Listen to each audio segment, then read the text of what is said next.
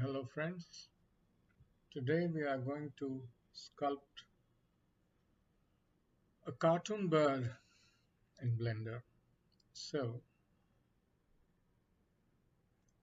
we shall delete this cube pressing X on the keyboard. Now we shall uh, press Shift S cursor to world origin, Shift A, mesh, UV sphere. Okay. Now we directly go to the sculpting tool over here and then enable certain things, enable dynamic topology, detail size to 6, symmetry to mirror X,